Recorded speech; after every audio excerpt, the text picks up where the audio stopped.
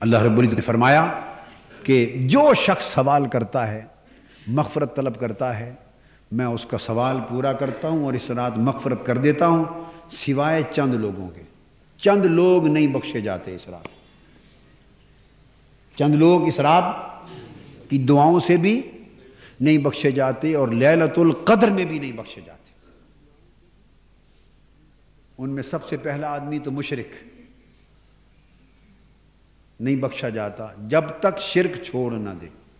اب ساتھ ساتھ سمجھا رہا ہوں، اس کے بخشش کے لیے شرط یہ ہے کہ وہ اس عمل کو بھی چھوڑ دے تو بخشش ہو جائے گی۔ مشرک جب تک شرک چھوڑ نہ دے۔ مشاہن کہتے ہیں جو اپنے دل میں بہت زیادہ دوسروں کے لیے بغض اور عداوت رکھے۔ اب اس مرض میں مبتلا ہماری بھاری اکثریت، ہر شخص کسی نہ کسی نوعیت کا الا ماشاء اللہ بغض اور عداوت دوسرے کے لیے رکھتا ہے۔ یہ حقد اور حسد جو ہوتا ہے اور یہ بغض اور عداوت پر جس کو خدا واسطے کا بیر کہتے ہیں، تو فرمایا بغض اور عداوت دل میں رکھنے والا اس شب برات اور شب قدر میں بھی بخشا نہیں جاتا۔ لہذا جب تک کوئی دل کو بغض و عداوت سے پاک نہ کر لے اس کی دعا قبول نہیں ہوتی۔ تیسرا فرمایا وقاتل نفس، اور قاتل اللہ کی مخلوق کا خون بہانے والا قاتل، وہ نہیں بخشا جاتا جب تک اس کی تلافی نہ کر لے اور چھوڑ نہ دے۔ وقاطع رحم، اور خونی رشتوں کو کاٹنے والا، قطع رحمی کرنے والا، جو خونی رشتے ہیں ان سے قطع تعلق کرنے والا۔ یہ مرض بھی کثرت کے ساتھ پائی جاتی ہے کہ ہم لوگ قریبی خونی رشتوں کا حق ادا نہیں کرتے اور دور دور بڑی صدقہ خیرات اور قربانیاں کرتے ہیں، یعنی قریبی خونی رشتوں پر ظلم کرتے ہیں۔ اقتدار میں آ جائیں تو ان کو مرواتے پٹواتے بھی ہیں۔ وہ غربت میں پس رہے ہوں، ہم شہروں میں دھوم دھام سے خرچے کرتے ہیں، نیک نامیاں لیتے ہیں کہ بڑے سخی ہیں، اور قریبی غریب رشتہ داروں کے گھر چولہا نہیں جلاتے، اس کے گھر دانہ نہیں بھیجتے، روٹی نہیں بھیجتے، کھانا نہیں بھیجتے۔ الاقرب فالاقرب، جو جتنا قریب ہے اس کا حق بھی اتنا قریب ہے۔ تو قریبی خونی رشتہ دار کا حق سب سے مقدم ہے، پڑوسی سے بھی مقدم ہے۔ پڑوسی کا حق بھی قریبی خونی رشتہ دار کے بعد ہے، برابر نہیں، بعد میں آتا ہے۔ پہلا حق قریبی رشتہ دار کا۔ زکوٰۃ کا پہلا حق بھی اس کا ہے، ماں باپ اور اولاد کو چھوڑ کر زکوٰۃ کے لیے پہلا حق اس کا۔ اس کا حق ادا کریں، حسن سلوک کریں، احسان کریں، بھلائی کریں۔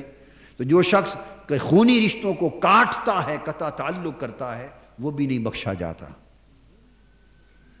اور پھر فرمایا وَمُسْبِلُ الْإِزَارِ، تکبر کے ساتھ اپنے کپڑوں کو نیچے لٹکانے والا۔ اشارہ متکبر کی طرف ہے، کیا؟ متکبر کی طرف۔ اسبال الازار یعنی چادر، تہ بند یا کپڑے شلوار ان کو لٹکانا پہلے زمانے میں یہ تکبر کی علامت تھی۔ حضور علیہ السلام کے دور میں بڑے لوگ لمبے کپڑے رکھتے، وہ زمین پر لٹکتے تھے، حتیٰ کہ کچھ لوگ خادم ان کے پیچھے سے اٹھا کر بھی چلتے تھے۔ تو یہ ایک علامت تھی تکبر کی۔ تو اس طرف اشارہ ہے استعارہ کی زبان میں کہ متکبر بھی نہیں بخشا جاتا جب تک کہ تکبر سے پاک نہ ہو جائے۔ اور پھر فرمایا وشاربن، اور شرابی بھی نہیں بخشا جاتا اس رات، نہ لیلۃ القدر میں جب تک شراب چھوڑ نہ دے۔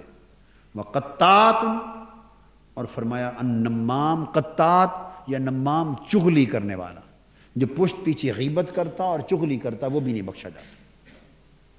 غیبت کرنے والا، چغلی کرنے والا، وہ بھی، یہ چغلی کی عادت بھی عام ہے۔ ایک دوسرے کے کان بھرتے ہیں پشت پیچھے، کہتے ہیں نہیں میں کوئی برائی کے لیے نہیں، ویسے میں کہہ رہا ہوں، میں کوئی شکایت نہیں کر رہا، ویسے میں کہہ رہا ہوں، یہ میں چغلی نہیں کر رہا، ویسے کہہ رہا ہوں، یعنی ویسے کے لفظ میں سارا ہی رگڑ جاتے ہیں۔ ویسے یہ کرتے ہیں کہ نہیں؟ ویسے ہم سب بولیے نا، ہم سب اہل ویسے ہیں، یعنی ویسے میں سارا کر جاتے ہیں، چغلی بھی اس میں، غیبت بھی اس میں، جھوٹ بھی اس میں، ویسے میں سارا ہی رگڑ جاتا ہے۔ تو میں چغلی کرنے والا، غیبت کرنے والا بھی نہیں بخشا جاتا۔ جو ان راتوں سے اس رات کے اندر یہ بھی اصلاح ہو گئی کہ جو اللہ کی بارگاہ میں بخشش و مغفرت چاہے، اندازہ کر لیں کہ جو قبولیت کی راتیں ہیں جس میں اللہ پاک خود بخشنے کی آوازیں دے رہے ہیں، جب ان راتوں میں بھی ان اعمال کو چھوڑے بغیر بخشش نہیں ہوتی تو باقی سال میں کہاں بخشش ہوگی؟ لہذا ان کی بخشش کا، ایسے گناہ گاروں کی بخشش کا ایک ہی راستہ ہے کہ وہ ساتھ پہلے ان کو چھوڑ دیں۔